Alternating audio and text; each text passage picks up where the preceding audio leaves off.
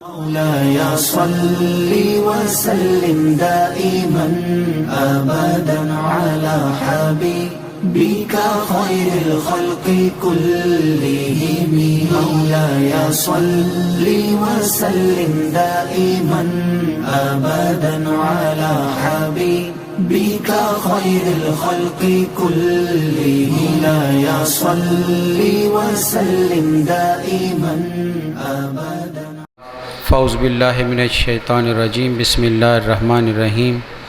سبحان الذی اسری بعبدہ لیلا من المسجد الحرام الی المسجد الاقصی الذی بارکنا حولہ لنریہ من آیاتنا انہ هو السمیع البصیر. صدق اللہ العلی العظیم وصدق رسولہ النبی الکریم ونحن علی ذلک لمن الشاہدین والشاکرین والحمد للہ رب العالمین. حضرت گرامی، پہلی بات تو یہ کہ ڈاکٹر صاحب کی طبیعت ٹھیک نہیں تھی. ابھی راستے میں مجھے میسج ملا ان کا کہ آپ جانتے پرسوں جب آئے تھے شب معراج کے موقع پر تو بخار تھا انہیں اور گلا کافی زیادہ جو تھا وہ خراب تھا، کھانسی. تو دعا کریں گے اللہ تعالیٰ ذکر رسول کے صدقے انہیں شفائے کاملہ عطا فرمائے. چند ایک باتیں انہی کے حکم پر ذکر رسول صلی اللہ علیہ وسلم کے حوالے سے. نبی صلی اللہ علیہ وسلم کی ذات گرامی وہ وجود ہے کہ جسے رب کائنات نے ہر لمحہ، ہر آن اور ہر ساتھ معجزات کے وجود میں ڈال دیا ہے. سراپا معجزہ ہیں. انبیاء کرام کو معجزات سے نوازا گیا، کسی کو 2، کسی کو 4، کسی کو 6، کسی کو 9. قرآن نے ان کا ذکر بھی کیا. لیکن جب میرے اور آپ کے کریم آقا صلی اللہ علیہ وسلم کی آپ کی باری آتی ہے تو رب کائنات نے سارے انبیاء کرام کے معجزات کو ڈال کر میرے نبی کے وجود میں رکھ دیا ہے. حسن یوسف دم عیسیٰ ید بیضا داری. حضرت یوسف علیہ السلام کا حسن کائنات میں ضرب المثل ہے. لوگ تذکرے کرتے ہیں حسن یوسف کے، لیکن اعلیٰ حضرت نے بڑی خوبصورت بات کہی تھی. وہ کہتے ہیں کہ مصر میں حضرت یوسف کے حسن کو دیکھ کر زنان مصر نے اپنے ہاتھ کاٹ لیے تھے. قرآن کہتا فقطع ہنہ ایدیہ ہنہ کہ وہ اپنے ہاتھوں کو چھری جو پکڑی تھی کٹ گئی. لیکن اعلیٰ حضرت کہتے ہیں کہ جہاں کریم آقا صلی اللہ علیہ وسلم کے حسن کی شان کیا ہے، وہ فرماتے ہیں یہاں تو جوانان عرب اپنے سر کٹوا رہے ہیں، اپنے وجود پیش کر رہے ہیں، اپنی جانے نذرانے کے طور پر پیش کر رہے ہیں. اور کس محبت اور ذوق اور ادب کے ساتھ. میں نے یہ بات پہلے بھی ایک دفعہ ذکر کی تھی. غزوہ احد میں جب کفار نے اچانک حملہ دوبارہ کیا اور مسلمان بظاہر پاؤں اکھڑ گئے تو انہوں نے جہاں نبی صلی اللہ علیہ وسلم تشریف فرماتے وہاں جمگٹا کر دیا اور چاہا کہ آپ کو نعوذ باللہ شہید کر دیا جائے. روایت کہتی ہے کہ اتنی بچھاڑ تیروں کی ہوئی،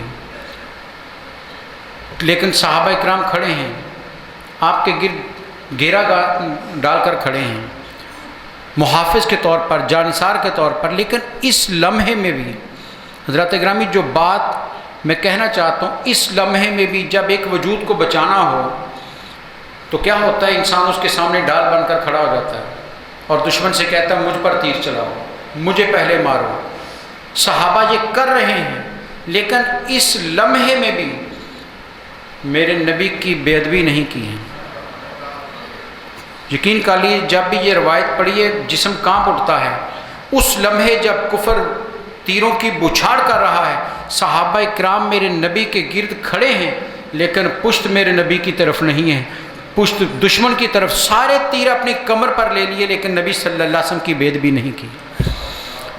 یہ جو عظمت ہے، حسن یوسف، دم عیسیٰ، ید بیضاداری، ارے اس حسن کی کون مثالیں دے سکتا ہے؟ جو بھی دیا ہے میرے نبی صلی اللہ علیہ وسلم کو کمال دیا ہے، اتنا کمال۔ یہ واقعہ تو آپ نے سنا کہ عیسائی آئے تھے آپ سے مقابلہ کرنے کے لیے، لیکن ان کے پادری نے کیا کہا تھا کہ ٹھہر جاؤ، رک جاؤ، ان سے کوئی بات نہ کرنا۔ ارے یہ اتنا نورانی چہرہ ہے، اگر یہ قسم کھا لے تو جو کہے گا وہ پورا ہو جائے گا۔ وہ حسن و جمال نبی صلی اللہ علیہ وسلم کو دیا ہے، حسن یوسف، دم عیسیٰ، ید بیضاداری۔ حضرت عیسیٰ علیہ السلام مردے کے سر پر کھڑے ہو کر دم کرتے ہیں، کہتے تھے کھڑے ہو جاؤ اللہ کے حکم سے، وہ مردہ زندہ ہو جاتا تھا۔ لیکن یہاں پر نبی صلی اللہ علیہ وسلم زمین ہی نہیں، ارے انسان تو پھر ایک جیتا جاگتا وجود تھا، اس میں جان تھی۔ پتھر میں جان تو کبھی بھی نہیں رہی، کبھی پتھر میں جان رہی ہے؟ بے جان وجود ہے۔ لیکن میرے آقا اگر نظر کریں رحمت کی ایک تو وہ بھی کلمہ پڑھنے لگ جاتا ہے۔ وہ شان آپ کو عطا کی ہے کہ جس میں جان نہ پہلے تھی، نہ اب ہے، نہ کبھی رہے گی، ارے اس کی طرف میرے آقا نظر رحمت کی کر کے انگلی اٹھا دیں تو وہ بولنے لگتا ہے یا رسول اللہ آپ تو نبی بن کر آئے، گواہی دینے لگتا ہے۔ حسن یوسف، دم عیسیٰ، ید بیضاداری۔ حضرت موسیٰ علیہ السلام کے بارے میں کہ آپ جب اپنا ہاتھ بغل سے یوں باہر نکالتے تو 14ویں کے چاند کی طرح چمک رہا ہوتا تھا، ید بیضا، چمکتا ہوا ہاتھ تھا۔ ارے اس ہاتھ چمکتا تھا 14ویں کے چاند کی طرح۔ حضرت جابر کی روایت سنیے، آپ فرماتے ہیں نبی صلی اللہ علیہ وسلم ایک روز گھر سے تشریف لائے، قربان جائیں ان صحابہ کی عظمتوں کے، یہی تو ان کی شان ہے۔ ہم تو کسی بزرگ کی زیارت کر لیں تو پھولے نہیں سماتے، ارے صحابہ کی عظمت پر قربان کہ جب بھی نظر اٹھتی ہے وہ چہرہ وضحیٰ سامنے ہوتا ہے۔ آپ فرماتے ہیں نبی صلی اللہ علیہ وسلم گھر سے تشریف لائے، آپ نے سرخ جوڑا پہنا ہوا تھا، کباہ سرخ رنگ کی تھی، 14ویں کا چاند چمک رہا تھا۔ حضرت جابر کہتے ہیں کبھی میں چاند کی طرف دیکھتا، کبھی چہرہ مصطفیٰ کی طرف دیکھتا۔ صحابی نے کہا جابر بتاؤ پھر کون زیادہ خوبصورت تھا؟ تو حضرت جابر نے کہا خدا کی ذات کی قسم میرے نبی کے چہرے کی مثال نہیں۔ حسن یوسف، دم عیسیٰ، ید بیضاداری، آنچ خوباں ہمدارن تو تنہا داری۔ یا رسول اللہ صلی اللہ علیہ وسلم یہ بکھرے ہوئے معجزات ہیں، جب یہ ان کو اکٹھا کیا جائے تو آپ کی ذات بنتی ہے۔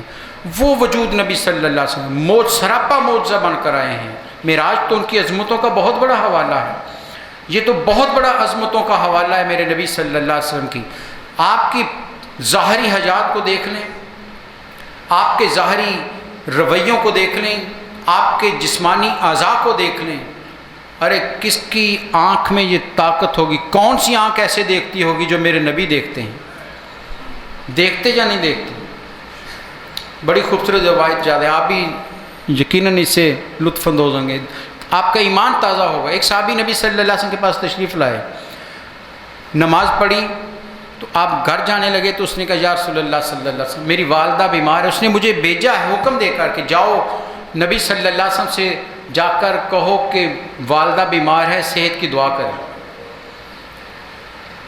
آپ نے ہاتھ اٹھائے کہ یا اللہ اس کی والدہ کو صحت دے۔ ابھی یہ جملہ نکلا تھا صحابی نے دوڑ لگا دی، دوڑ لگا دی۔ لوگوں نے پوچھا کیا ہو گیا، رکو تو صحیح، کیا ہوا تمہیں؟ اس نے کہا دیکھنا یہ ہے کہ پہلے نبی کی دعا جاتی ہے یا پہلے میں پہنچتا ہوں۔ صحابہ نے پوچھا بتاؤ پھر کیا ہوا؟ اس نے کہا خدا کی ذات کی قسم جب میں گھر پہنچا تو میری ماں صحت یاب ہو چکی تھی۔ وہ شان ہے نبی صلی اللہ علیہ وسلم، عظمتیں، معجزات۔ کس کس معجزے کا ذکر کیجیے؟ گفتار معجزہ نہیں ہے۔ بڑے بڑے لوگ تکلم کرتے ہیں، 10 گھنٹے، 5 گھنٹے، 4 گھنٹے گفتگو ہوتی ہے، لوگوں کے پلے کچھ نہیں پڑتا۔ میرے نبی صلی اللہ علیہ وسلم کا طویل سے طویل خطبہ بھی خطبہ حج ہے، خطبہ حجت الوداع، پورے اسلام کا خلاصہ اس کے اندر ہے، چھپا ہوا ملتا ہے، سیرت کی کتابوں میں الگ بھی ملتا ہے، زیادہ سے زیادہ اگر ہو تو وہ 10 منٹ کا ہے، لیکن ایک ایک جملے کے اندر پوری کائنات کی تاریخ رقم ہے۔ ایک ایک جملہ کائنات کی ساری گفتگوؤں پر باری ہے۔ ارے وہ جملے کتنے قیمتی معجزے ہیں یا نہیں؟ ہم ہی نہیں کہتے، یورپ کے رائٹر بھی کہتے ہیں کہ دنیا میں اگر کسی انسان کی زندگی اور گفتگو محفوظ ترین ہے تو وہ مسلمانوں کے نبی کی ایک ایک لفظ جس کا محفوظ ہو گیا ہے. اگر لوگ بولتے ہیں ہواؤں میں بکھر جاتے ہیں، لفظ یاد بھی نہیں رہتے. ایک ہی مجلس میں استاد درس دیتا ہے، کلاس میں بچوں کو پڑھا رہا ہوتا ہے، اور 10 منٹ بعد ہی کہے کہ بتاؤ میں نے کیا تمہیں پڑھایا، تو آدھے سے زیادہ کو خبر ہی نہیں ہوتی. کو بتایا بھی تو 10 جملوں میں سے ایک یاد رہتا ہے. لیکن میرے سرکار کا 14 صدیاں پہلے نکلا ہوا اس زبان مبارک سے ایک ایک لفظ آج بھی اسی طرح زندہ. سراپا معجزہ ہے میرے نبی صلی اللہ علیہ وسلم. آپ کے ان سانسوں کی حضرت ام سلیم، حضرت انس بن مالک کی والدہ ماجدہ، یہ وہ ہیں جن کے گھر نبی صلی اللہ علیہ وسلم اکثر چلے جاتے تھے بے تکلفی کے ساتھ.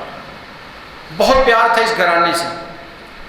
جب بھی کبھی فرصت ملتی ان کے گھر چلے جاتے، لیٹ جاتے، جا کر آرام فرما لیتے. ایک دفعہ نبی صلی اللہ علیہ وسلم کے گھر تشریف لے گئے، گرمی تھی، آپ سو گئے تو گرمی کی حدت سے آپ کے جسم مبارک پر پسینہ آ گیا.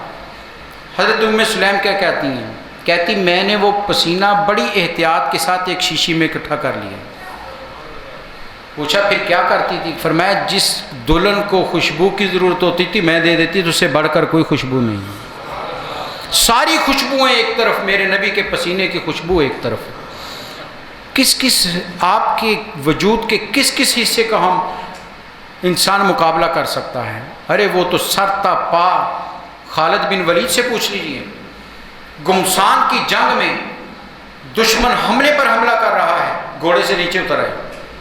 ساتھی نے کہا سیف اللہ کیا ہو گیا؟ سپہ سالار ہیں، کیا تلاش کر رہے ہیں؟ کہا ٹوپی گر گئی ہے. کہا اس گمسان کی جنگ میں ٹوپی کا خیال کسے رہتا ہے؟ یہاں تو گردنیں اڑ رہی ہیں اور آپ اپنی ٹوپی تلاش کر رہے ہو. اس نے ذرا تھوڑے سی ناراضگی کا اظہار کیا. فرمایا تم غلط سوچ رہے ہو، تم غلط سمجھتے ہو کہ خالد فتح یاب ہوتا ہے. ارے اس ٹوپی کے اندر میرے نبی کی ریش مبارک کا ایک بال ہے. خدا کی قسم خالد نہیں جیتتا، وہ بال جیت جاتا ہے. وہ بال ہے جو مجھے ہر جنگ میں فتح یاب کرواتا ہے. اس بال کی قیمت کتنی ہے یہ حضرت خالد بن ولید ہی جان سکتے. یا حضرت عمر فاروق رضی اللہ تعالیٰ عنہ، آخری لمحہ آیا، بیٹے عبداللہ کو بلایا، کہا بیٹا جب جنازہ ہو جائے کفن دے دو، قبر میں لٹا دو، بند کرنے لگو تو میری آنکھ کھول کر یہ منہ مبارک اس کے اندر رکھ لیں. کہا باجان یہ کیا ہے؟ کہا یہ میرے نبی صلی اللہ علیہ وسلم کے سر کا بال ہے. ارے اس بال کو میری آنکھ میں رکھ دو گے قبر کی ساری مشکلیں آسان ہو جائیں گی. یہ وہ نبی صلی اللہ علیہ وسلم کی ذات سراپا معجزہ ہیں. جدھر جس زاویے سے بھی دیکھ لیں رفتار معجزہ ہے یا نہیں معجزہ رفتار. جبریل نے کہا کہ براق لے کر آیا ہوں، اور براق کے بارے میں کہ جہاں اس نظر جاتی تھی وہاں اس کا قدم جاتا تھا.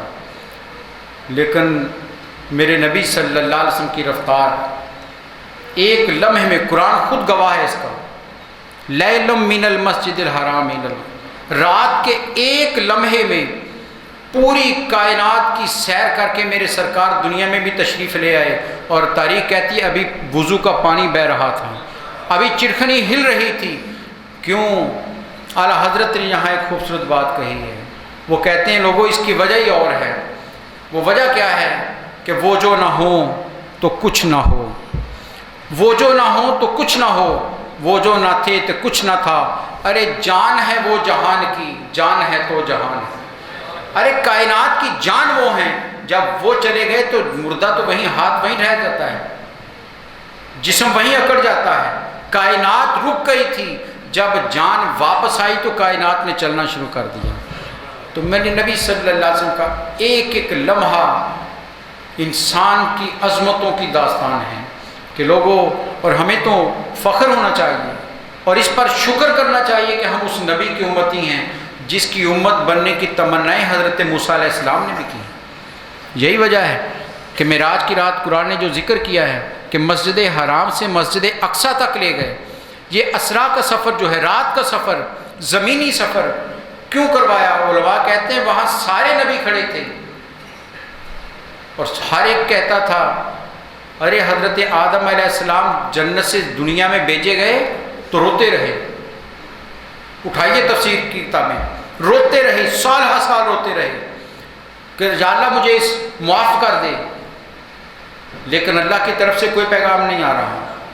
اور ایک دن اچانک خیال آیا اور ہاتھ اٹھا لیے اور کہا یا اللہ اس نام کے صدقے جو جنت میں میں نے ہر پتے پر دیکھا ہے مجھے دعا قبول کر لیں.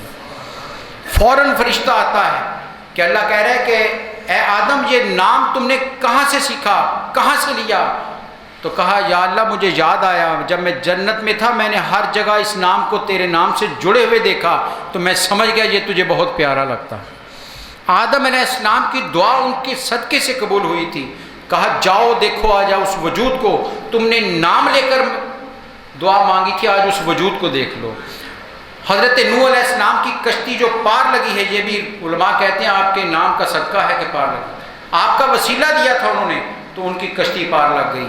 حضرت موسیٰ علیہ السلام تو دعا مانگتے رہے یا اللہ مجھے بھی ان کی امت میں شامل کر. تو کہا جاؤ سارے آج اس وجود کو دیکھو جسے میں نے ساری کائنات میں اپنا نمائندہ بنا کر بھیجا ہے، ساری کائنات میں اپنی دلیل بنا کر بھیجا ہے، ساری کائنات کے لیے اپنی پہچان اور معرفت بنا کر بھیجا ہے. اور تمہیں پتہ چلے کہ جس کا نام اتنا قیمتی تھا وہ وجود کتنا قیمتی ہے. اس لیے تو وہاں نماز کروائی گئی. تو جو میں کہنا چاہ رہا ہوں کہ نبی صلی اللہ علیہ وسلم کی ذات سر تپا معجزہ ہی معجزہ ہے. ان گنت معجزات شمار نہیں کر سکتا انسان. ایک ایک عضو. تبوک کی جنگ سے واپس آ رہے تھے، صحرا کا سفر ہے، طویل صحرا ہے، راستے میں پانی ختم ہو گیا. صحابہ اکرام نے بڑی کوشش کی، کہیں صحرا میں پانی نہیں. سارے مل کر نبی صلی اللہ علیہ وسلم کے پاس تشریف لے آئے اور کہا یا رسول اللہ صلی اللہ علیہ وسلم پانی نہیں ہے. آپ نے فرمایا تلاش کرو. نے کہا یا رسول اللہ ساری جگہ ہو آئے، اب تو جانور کے پینے کے لیے بھی پانی نہیں رہا، وضو کے لیے پانی نہیں رہا. آپ نے فرمایا کوئی کسی کے پاس تھوڑا بہت ہو. ایک صحابی نے کہا یا رسول اللہ ایک پیالے میں میرے پاس ہے. فرمایا لے آؤ.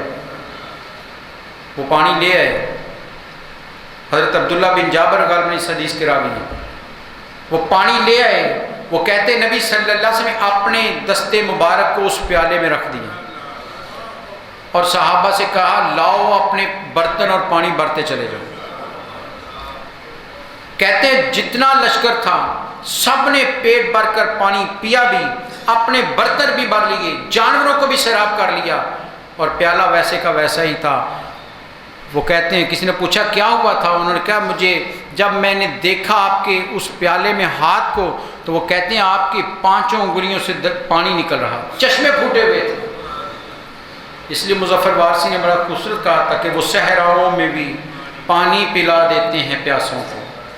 وہ صحراؤں میں بھی پانی پلا دیتے ہیں پیاسوں کو کہ ان کی انگلیوں میں بھی سمندر رقص کرتا ہے. ایک ایک وجود اور انگلی کی طاقت کتنی ہے. ہم ہاتھ پورا اٹھا لیں تو کوئی چیز ہمارے حکم پر قریب نہیں آتی. ہمارا بیٹا ہماری بات نہیں مانتا، ارے وہ ذرا سی انگلی اٹھائیں تو چاند ٹوٹ کر قدموں میں آ جاتا ہے. شان یہ ہے، طاقت اتنی ہے. تو وہ وجود نبی صلی اللہ علیہ وسلم کا، اس لیے ان کا تذکرہ جب بھی کرتے ہیں ان کی عظمتوں کا تذکرہ کرتے ہیں. کیوں کہ رب کائنات خود ان کی عظمتیں بیان کر رہا ہے، خالق کائنات خود ان کی شان بیان کر رہا ہے. اب یہی سورہ بنی اسرائیل کی آیت جو 15واں پارہ شروع ہوتا ہے، اس پوری آیت میں کوئی حکم نہیں ہے، کوئی حکم نہیں توحید کا، کوئی عقیدے کا حکم نہیں ہے، کوئی نماز کا حکم نہیں ہے. پوری آیت میں میرے نبی کی شان بیان کی جا رہی ہے، عظمت بیان کی جا رہی ہے. اور بیان کون کر رہا ہے؟ رب کائنات خود کر رہا ہے. اللہ کی ذات خود شان بیان کر رہی ہے اور بیان کرنے سے پہلے اپنی تعریف کرتا ہے. اللہ اپنی حمد کرتا ہے، اپنی تعریف کرتا ہے کہ سبحان اللہ جی لوگوں پاک ہے وہ ذات، ہر عیب سے، ہر نقص سے، ہر کمزوری سے، ہر خامی سے. جو بھی تم سوچ سکتے ہو کہ یہ عیب ہے اللہ ان سب سے پاک ہے.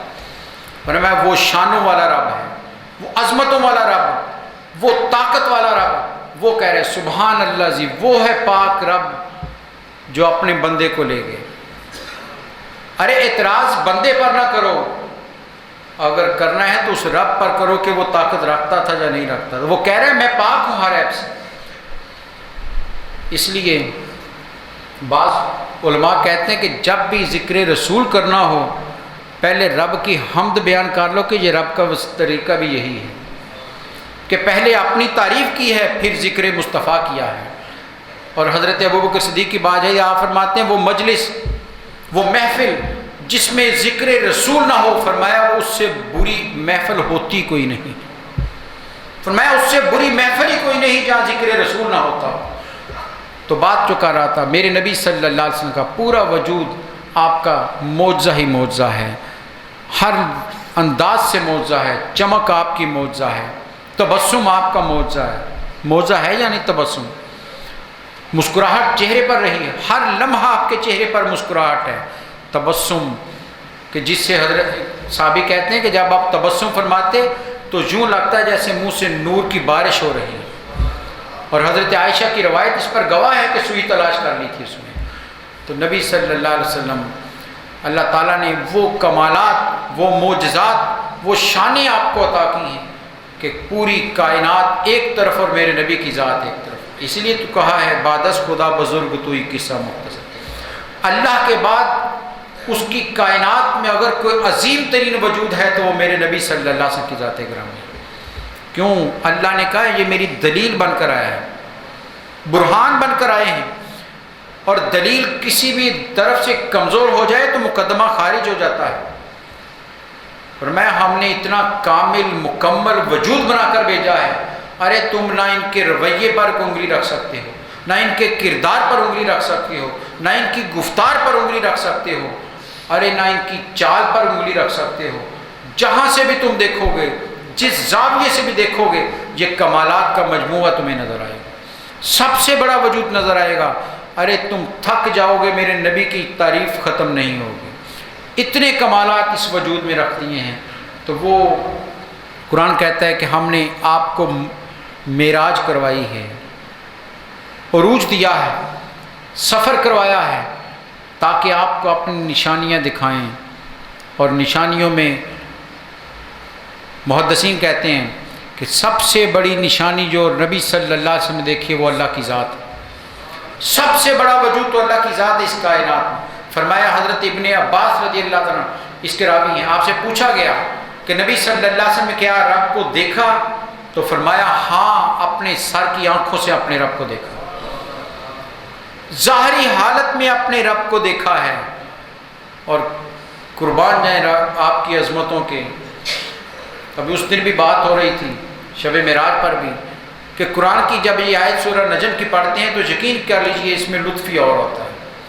یہ قرآن بیان کر رہا ہے، اللہ کی ذات بیان کر رہی ہے. کیا کہتی؟ فدنا فتدلّا.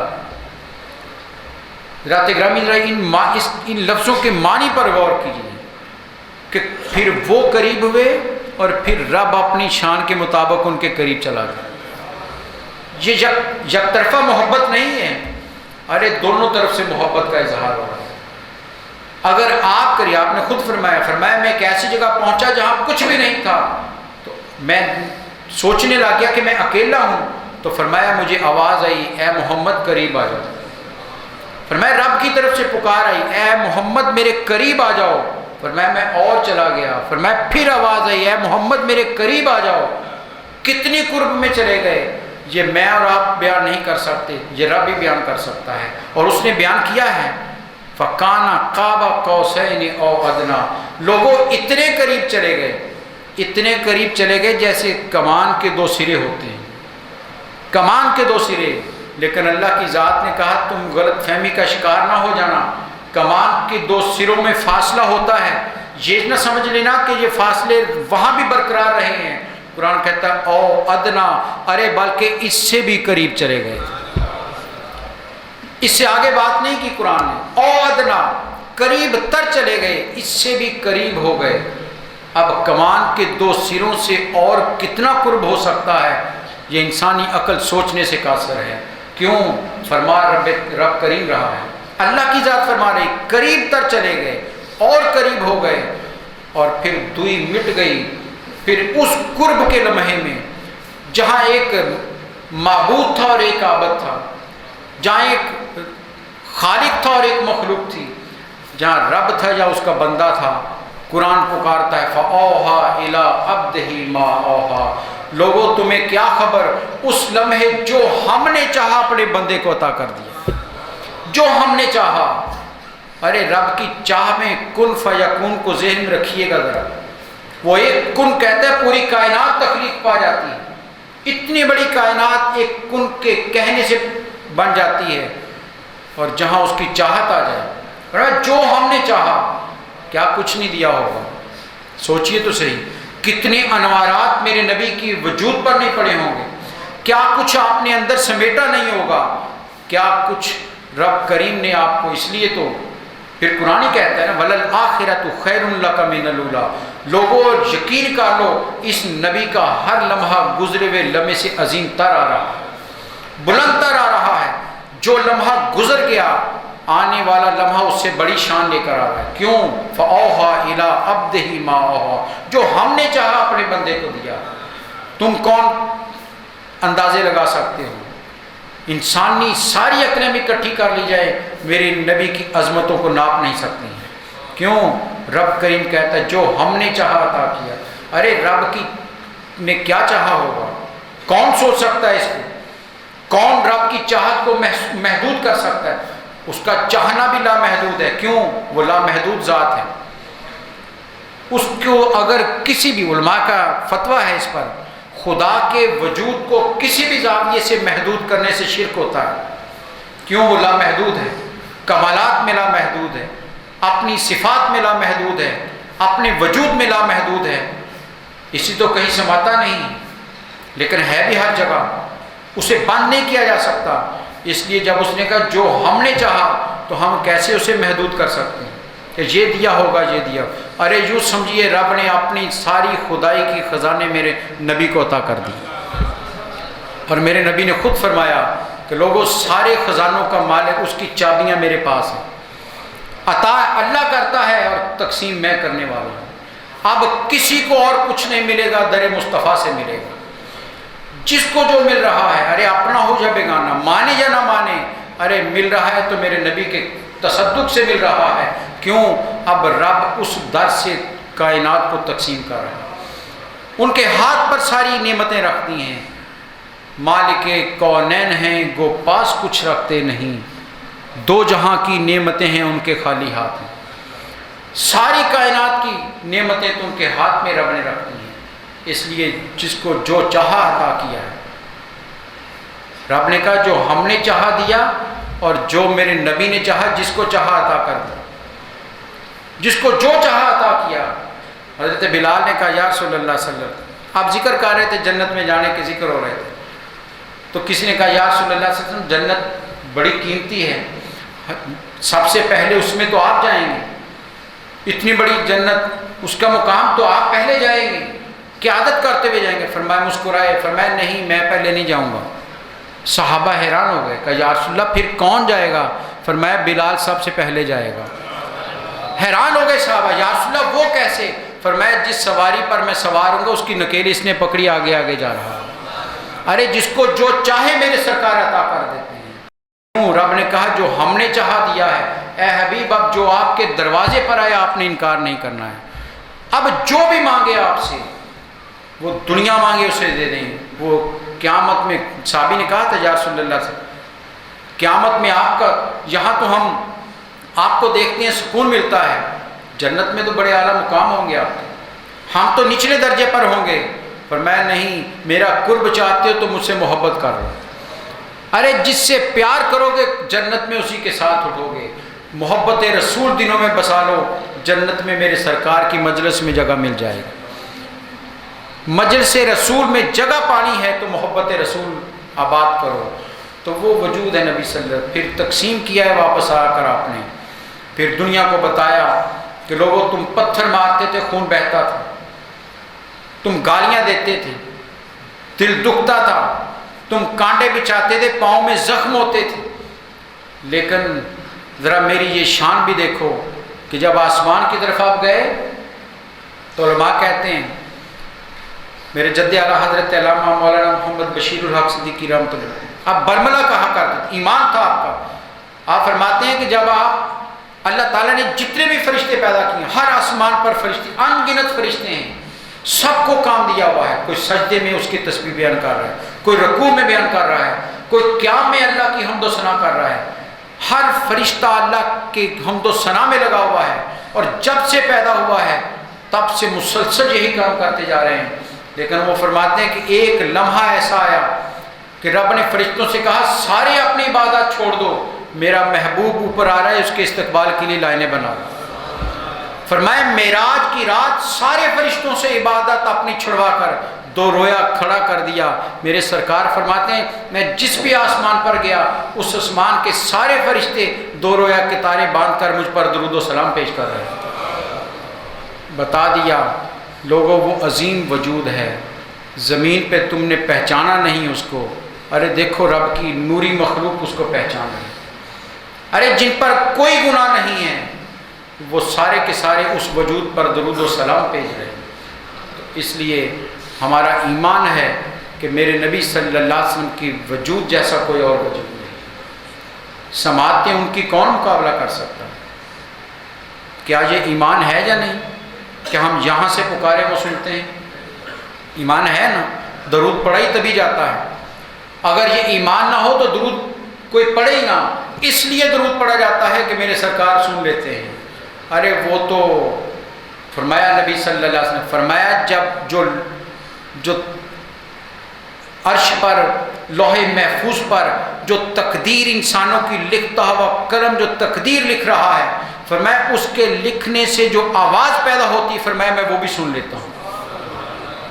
قلم کاغذ پر رکھ کر لکھے تو اس کی آواز تھوڑی سی پیدا ہوتی ہے، فرمایا لوح محفوظ پر جو تقدیر انسانی لکھی جا رہی ہے اس قلم کے چلنے کی آواز بھی میں سنتا ہوں۔ بتانے کا مقصد کیا تھا کہ گھبراؤ نہیں، ارے تم دنیا میں جہاں بھی ہوگے مجھے پکارو، میں سن لیتا ہوں۔ یہ تسلی دی تھی ہمیں، ارے میں جب عرش کی آواز سن لیتا ہوں زمین کی کیوں نہیں سنتا؟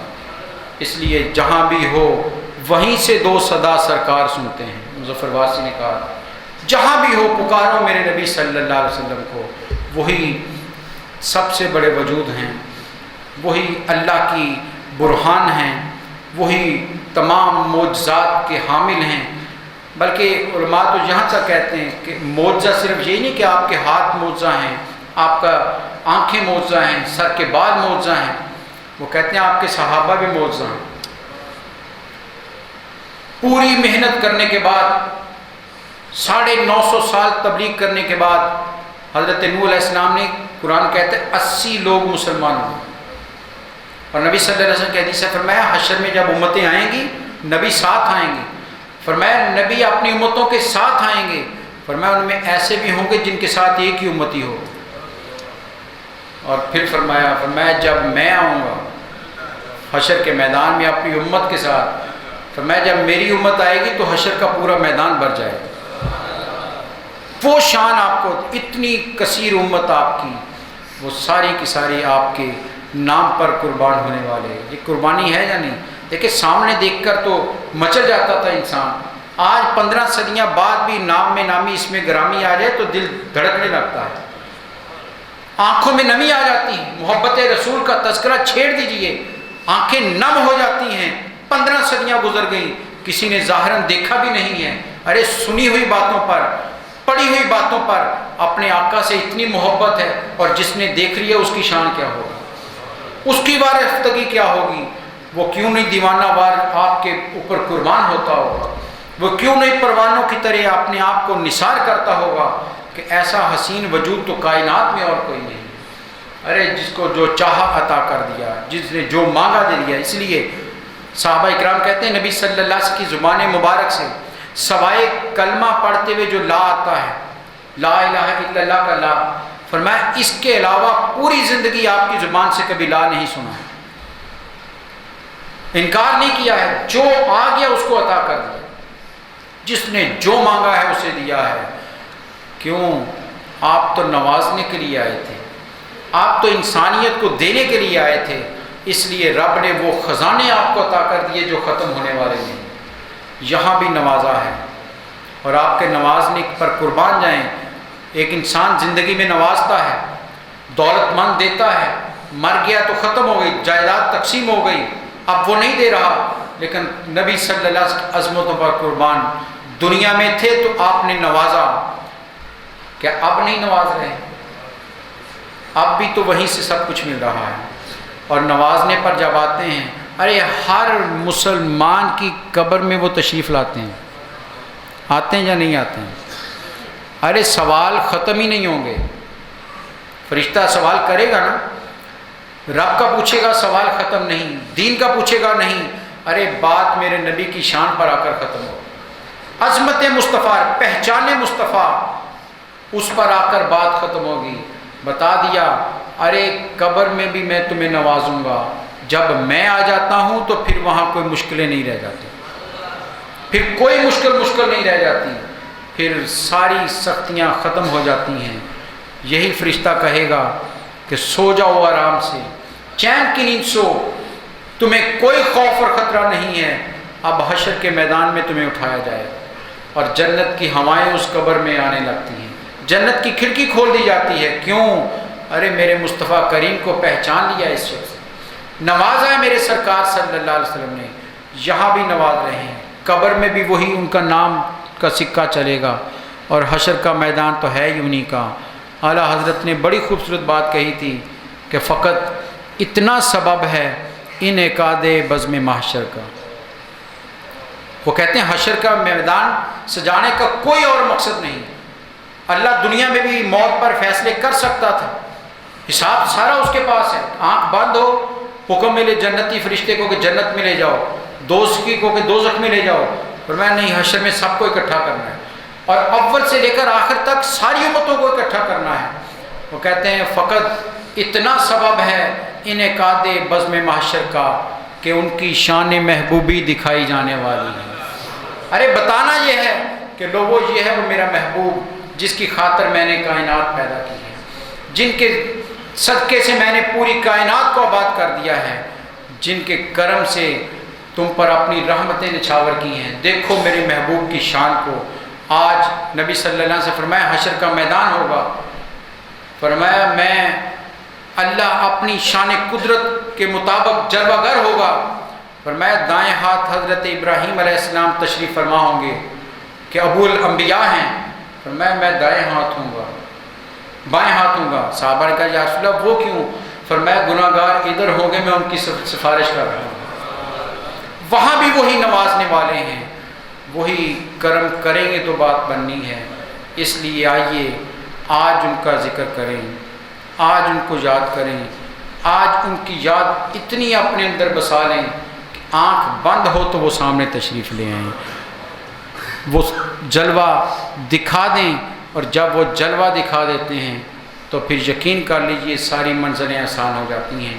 اللہ تعالیٰ مجھے اور آپ کو محبت رسول میں زندہ رہنے کی توفیق عطا فرمائے، نبی صلی اللہ علیہ وسلم کی عظمتیں اپنے وجود میں سمونے کی توفیق عطا فرمائے، عظمتوں پر قربان ہونے کی توفیق عطا فرمائے۔ کسی بھی لحاظ سے، کسی بھی زاویے سے میرے نبی صلی اللہ علیہ وسلم کی ذات کے حوالے سے، آپ کے لباس کے حوالے سے، آپ کے نالین مبارک کے حوالے سے، آپ کے شہر کے حوالے سے، آپ کے اہل بیت کے حوالے سے، آپ کے صحابہ کے حوالے سے کبھی کوئی کسی قسم کی غلط فہمی نہیں ہونی چاہیے۔